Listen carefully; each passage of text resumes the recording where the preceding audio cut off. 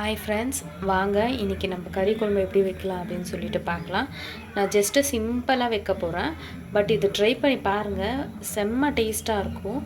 வாங்க நம்ம ட்ரை பண்ணலாம். ஓகேவா? இப்போ வந்து நான் குக்கர் வச்சுருக்கேன். குக்கரில் வந்து நான் ஒரு 5 ஸ்பூன் எண்ணெய் ஊற்றி வச்சுருக்கேன். எண்ணெய் வந்து காஞ்சிடுச்சு. நம்ம எண்ணெய் காஞ்ச உடனே நம்ம வந்து வெங்காயத்தை நம்ம அரைச்சி வச்சுருக்கோம், பேஸ்ட்டாக அரைச்சி வச்சுருக்கோம். இதை தான் நம்ம போட போகிறோம். இப்போ வந்து வெங்காயம் வந்து நல்லா வதங்கட்டும். இப்போ வந்து ஒரு ஸ்பூன் இஞ்சி பூண்டு பேஸ்ட் நம்ம போட்டுக்கலாம்.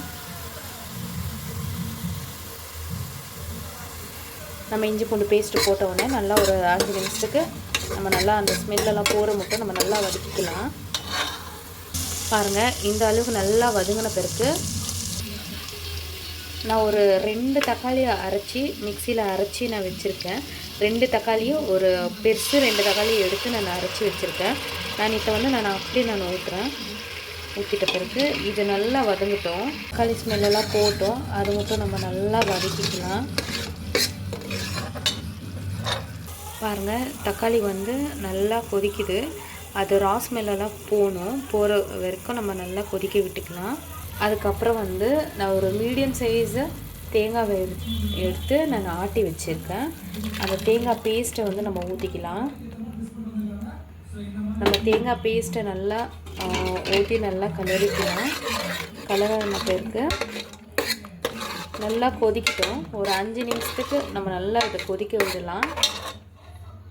பாருங்கள், இப்போ நல்லா வந்து நம்ம போட்டது தேங்காய் பேஸ்ட்டெல்லாம் நல்லா கொதிக்குது. இப்போ வந்து நம்ம வந்து என்னென்ன ஆட் பண்ணணுமோ அதெல்லாம் நம்ம ஆட் பண்ணிக்கலாம். நம்ம வந்து 1 ஸ்பூன் அளவுக்கு நம்ம மிளகாத்தூள் போட்டுக்கலாம். அதுக்கப்புறம் வந்து நான் கரம் மசாலா கொஞ்சம் போட்டுக்கிறேன். கொஞ்சமாக கரம் மசாலா போட்டுக்கிறேன். அதுக்கப்புறம் வந்து மல்லித்தூள் போட்டுக்கிறேன் 1 ஸ்பூனு. அதுக்கப்புறம் வந்து நான் மட்டன் மசாலா ஆட் பண்ணிக்கிறேன்.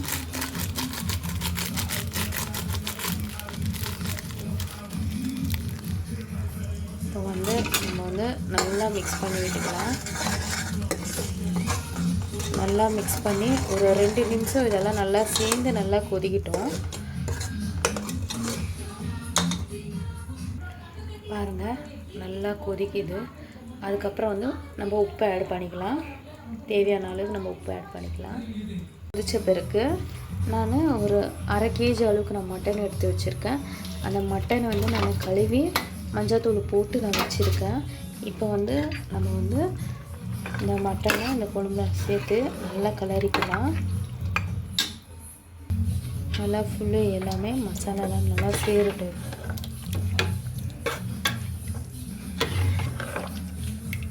நல்லா சேர்த்தும்.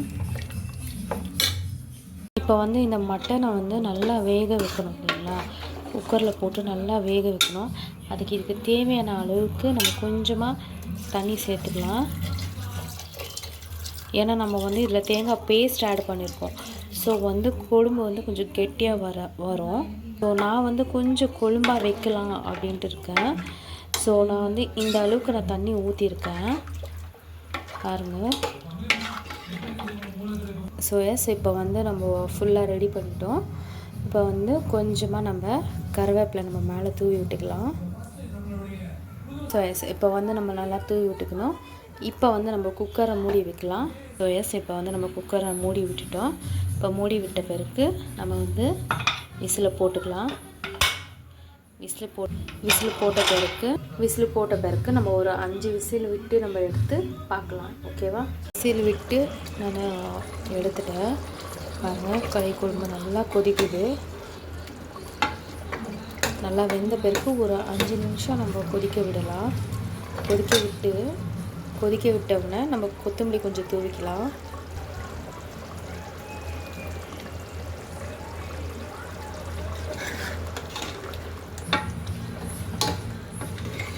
இப்போ சுவையான கறி